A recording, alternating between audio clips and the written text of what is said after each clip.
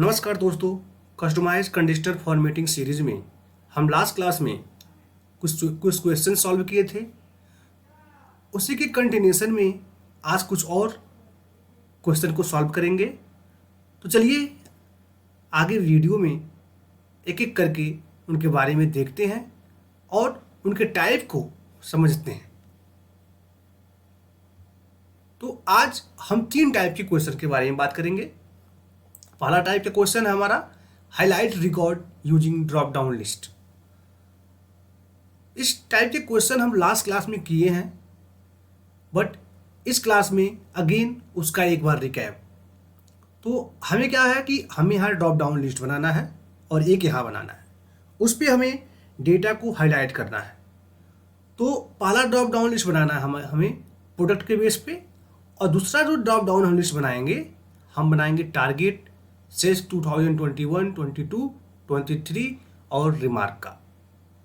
तो हम पहला अपना ड्रॉप डाउन लिस्ट बनाते हैं। तो उसके लिए हमें यूनिक रिकॉर्ड चाहिए, जो हम लास्ट क्लास में भी बात किए थे। तो अभी जो हमें बनाना है प्रोडक्ट का, तो देखिए यही हमारा यूनिक रिकॉर्ड है ना। तो कोई ज़रूरी नहीं है कि हमें यहाँ से कॉपी करके साइड में लाके इसे फिर वहाँ से रेंज लाए। हम इसी डेटा में भी ड्रॉप डाउन लिस्ट का रेंज ले सकते हैं। देखिए यहाँ पे कर्सर रखा, डेटा टाइप में जाना है। यहाँ पे देखिए वैलिडेशन, डेटा वैलिडेशन, और यहाँ पे मैं लिया लिस्ट ले लिया। और सोर्स में मैं क्या करूँगा, ऐसे ले सकता हूँ। देखिए ऐसे हो गया। जो लास्ट वाले क्लास में हम क्वेश्चन सॉल्व किए थे उसमें ये रिकॉर्ड डुप्लीकेट था, इसीलिए हम अलग लाके उसका डुप्लीकेट रिमूव किए थे। इसमें यूनिक है तो हम रेंज यहीं से ले लिए। ओके, देखिए एक बन गया। अब दूसरा बनाने के लिए ड्रॉप डाउन लिस्ट, आगे कर्सर यहाँ रखना है, डेटा वैलिडेशन, और यहाँ से मैं ले लूँगा लिस्ट, और यहाँ सोर्स में इस बार मैं ऐसे कर दूंगा। देखिए ऐसे, आप इसका यूज ऐसे भी कर सकते हैं। देखिए अब हमें हाईलाइट करना है तो वही कंडीशन देना है बस, जैसे हमने लास्ट क्लास में भी दिए थे। इस डेटा को हाईलाइट करना है, जो कर लिए सेलेक्ट, और हमें जाना है होम टैब में मिलेगा हमारा कंडीशनल फॉर्मेटिंग में न्यू रूल, और यहाँ पे use of formula to determine which cell to format. देखिए यहाँ पे कंडीशन देंगे हम इक्वल टू ये सेल बराबर हो इस सेल के। अब ये लैपटॉप, सीपीयू, प्रिंटर नीचे आएगा, मतलब रो चेंज होगा, तो रो को यहाँ से फ्री करना होगा हमें, तो इस रो को फ्री कर दिए। और फॉर्मेट में हम अपने अकॉर्डिंग दे सकते हैं। देखिए ऐसे दे दिए ग्रीन कलर। Okay okay. अब एक बार और दे देते हैं सेकंड वाले ड्रॉप डाउन के लिए। डेटा को सेलेक्ट किया, conditional formatting, new rule, use of formula to determine which cell to format, और यहाँ देखिए इक्वल का साइन, ये सेल बराबर हो इस सेल के। और इस बार हमें क्या करना है, डी से एफ पे, मतलब टारगेट सेल्स 2021 पे आएगा। यहाँ पे कॉलम चेंज होगा तो हमें यहाँ पे कॉलम को फ्री छोड़ना पड़ेगा। देखिए ऐसे। और फॉर्मेट में तो हम फॉर्मेट में अपने अकॉर्डिंग ही कलर देंगे ऐसे। देखिए ये हो गया हमारा 2 ड्रॉप डाउन के बेस पे हम हाईलाइट करेंगे। अब ऐसे सेल्स लीजिए। देखिए अब ये रो और कॉलम के इंटरसेक्शन का जो पॉइंट होगा ये हमारा प्रिंटर सेल्स 2000 का सेल्स होगा। ये हुआ। अब हमारा जो दूसरा क्वेश्चन है ये बहुत ही इंपॉर्टेंट क्वेश्चन है। इसको सॉल्व करने से पहले हम 3 आइकन के बारे में देखेंगे। सिंबल है ये, 3 सिंबल के बारे में देखेंगे। पहला सिंबल तो आप लोग को पता होगा, इक्वल का साइन है। ये जो है ये नॉट इक्वल का साइन है, मतलब ये है बराबर, ये है बराबर नहीं, ऐसा। ये है नॉट नल का, मतलब इम्पटी से, इम्पटी कर दो, नल कर दो ऐसे।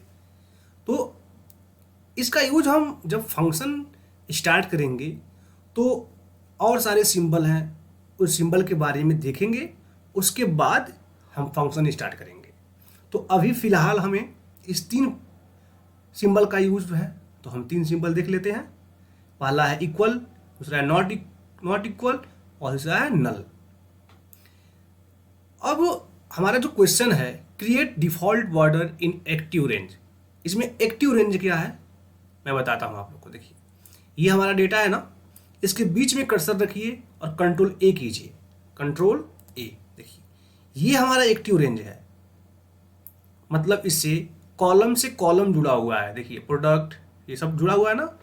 अगर मैं यहीं पे एक ब्रेक पॉइंट डाल दूं, देखिए ऐसे कर दिया ना, एक रो इंसर्ट कर दिया, अब कंट्रोल ए कीजिए। देखिए अब ये एक्टिव रेंज हुआ क्योंकि यहाँ पे एक ब्रेक पॉइंट आ गया, तो ये हमारा हुआ एक्टिव रेंज। तो ये इसका मतलब हुआ active range create default border in active range. मतलब ये जो रेंज को मैं हाईलाइट किया हूँ, इस रेंज में मैं कुछ भी अगर टाइप कर रहा हूँ, मैं अगर ABC टाइप किया, इस पर डिफॉल्ट बॉर्डर लगाना है। ये हमारा क्वेश्चन है। इसको हम करेंगे कंडीशनल फॉर्मेटिंग से। दोस्तों सेम क्वेश्चन को हम जब हम फंक्शन पढ़ लेंगे तो फंक्शन से भी करेंगे, लेकिन अभी हम फंक्शन नहीं पढ़े हैं, तो हम अपने सिर्फ 3 सिंबल के यूज से करेंगे।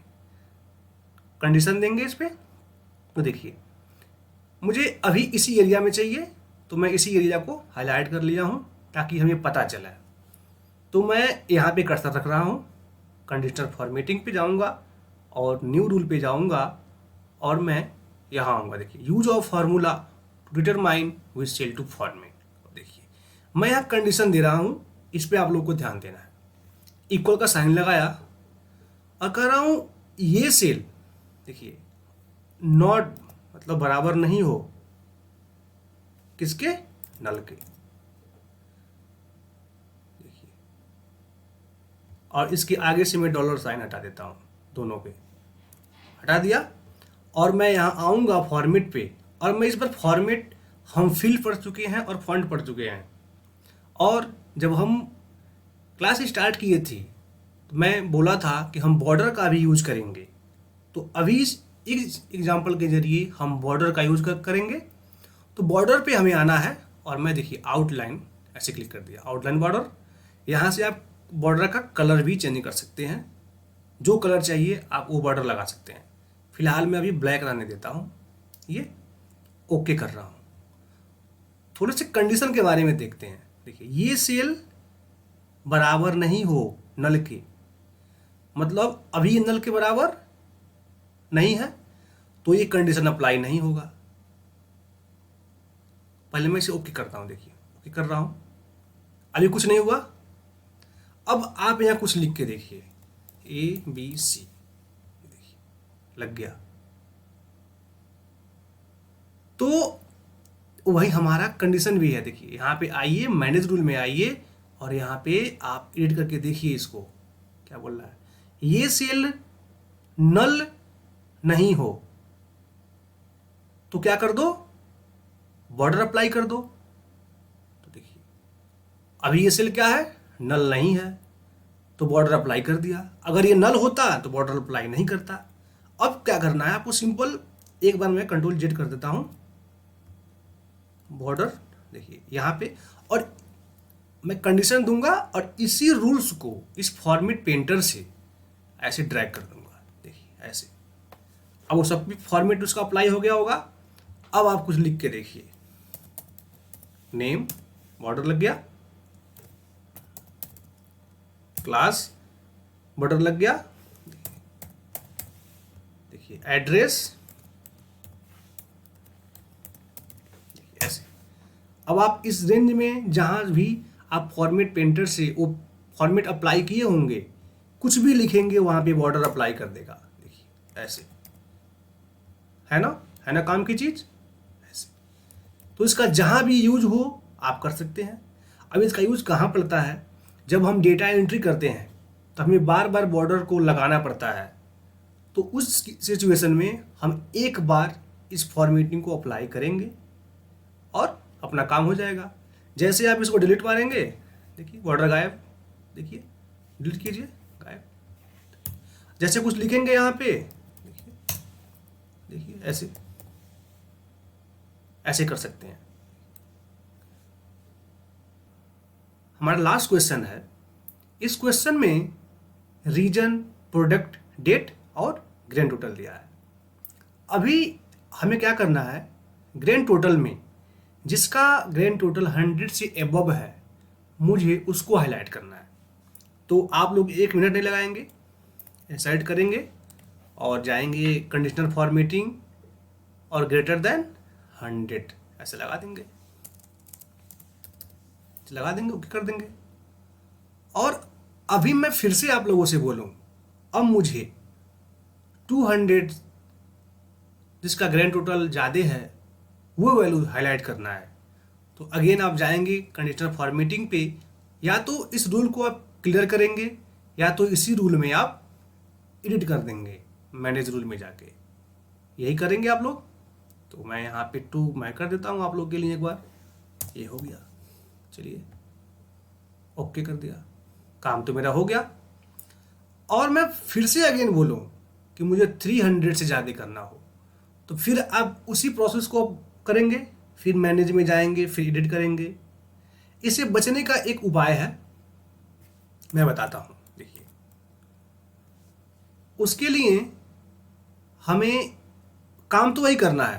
देखिए अभी मुझे क्या करना है, मुझे 100 से ज़्यादा वाले को हाईलाइट करना है, तो मैं यहाँ 100 पहले से ही लिख लूँगा, लिख लिया।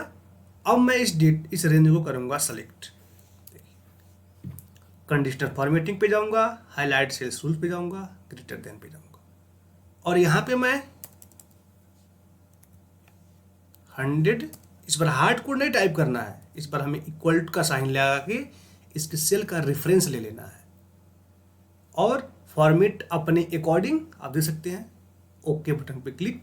देखिए काम तो मेरा अभी भी हुआ, लेकिन अब मैं आप लोग से बोलूं कि 200 से ज़्यादा वाले को हाईलाइट करो तो आप लोग को वहाँ जाने की ज़रूरत नहीं है, आप लोग यहीं से एडिट कर सकते हैं। देखिए ऐसे काम हो रहा है अपना 500, देखिए काम हो रहा है।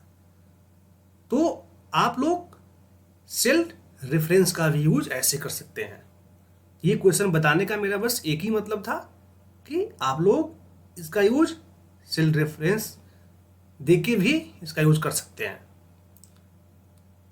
तो दोस्तों नेक्स्ट क्लास से हम अपना फंक्शन का टॉपिक इंट्रोड्यूस करेंगे। कंडीशनल फॉर्मेटिंग ऐसा नहीं कि कंडीशनल फॉर्मेटिंग हमारा ख़त्म हो गया। दोस्तों जब तक हम एक्सेल पढ़ेंगे, कंडीशनल फॉर्मेटिंग और सेल रेफरेंस वाला टॉपिक कभी पीछा नहीं छोड़ने वाला। अभी हम फंक्शन में लॉजिकल पढ़ेंगे, फिर लॉजिकल के बेस पे कंडीशनल फॉर्मेटिंग को फिर से सीखेंगे। तो अब हम अपने नेक्स्ट क्लास में फंक्शन की बात करेंगे और उसी सीक्वेंस में स्टेप बाय स्टेप आगे बढ़ेंगे। तो मिलते हैं अपने नेक्स्ट क्लास में। Thank you so much.